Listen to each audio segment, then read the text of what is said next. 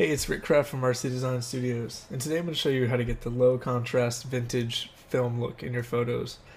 I received a lot of emails asking how to get the quote hipster look that you see in a lot of ads today, and it's actually not as hard as you might think. So I'm going to start off by showing you the before image, which as you can see is it's kind of contrasty, has natural lighting, but it's not as interesting as it can be. So this is the final look that we're going to go for. So first I'm going to start off by deleting everything, and we're going to create it again from scratch. So go ahead and make a duplicate of your background layer by holding Command J, or you can go to Layer, Duplicate Layer.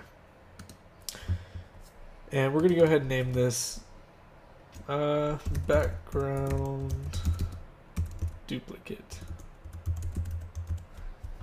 Good enough. So we're going to start off by going to Levels, make a new adjustment layer, and what we're going to try to achieve in this is flatten out the image overall, just to give it a little more of a dull feeling, more muted. So we're going to take our black slider, bring it over just a little, kind of eyeball it. As you can see, it lightened up the image a lot, but it flattened it out as well. And now we're going to go to our highlights and slide that one over a little more generously than the last, just to give it a very flat look again. So the next step is to create another levels adjustment layer, but this time in our channel selector we're going to go with the blue channel. This is just going to isolate the blues, so we aren't going to affect the entire image.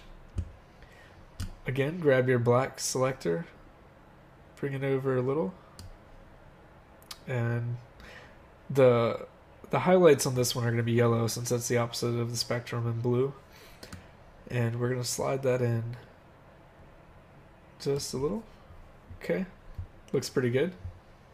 And now we are going to desaturate slightly by making another adjustment layer with the hue saturation. Going to knock down the saturation just a little bit, just to give it an even flatter look than before. So what we're going to do now is add just a little bit of the contrast back into the picture. We want to make her pop just a little more.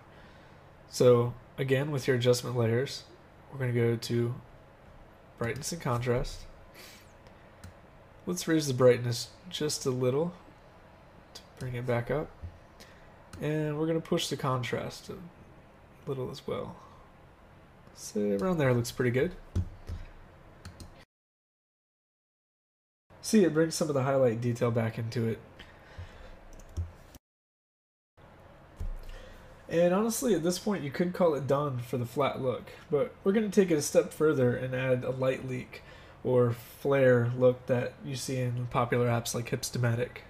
So we're going to start by clicking on our duplicate layer, pressing Q for the quick mask tool, and then just select a feathered brush. Size may vary. We're going to just have a pretty large brush here.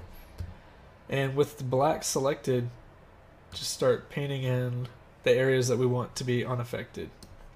Just kind of give it a stylized little thing, a little too much there.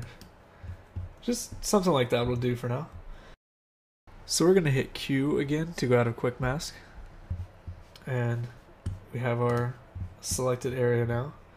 And with that, we're going to go back up to the adjustment layers and create a new levels layer. Here we have our levels layer selected, and it masks out the area that we just painted because we don't want that area affected. So come back up to our channel selector, and this time we're going to go with the reds.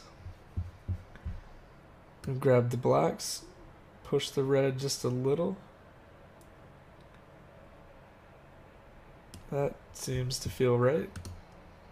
And see, it just adds a little of the flare that you may get from the sun, or just that stylized look that you can go for that adds a little more color to your photo. Lastly, what we're going to do is add some noise to simulate film grain. So we're going to go to our background duplicate again and make yet another duplicate of that, and we'll call this noise layer.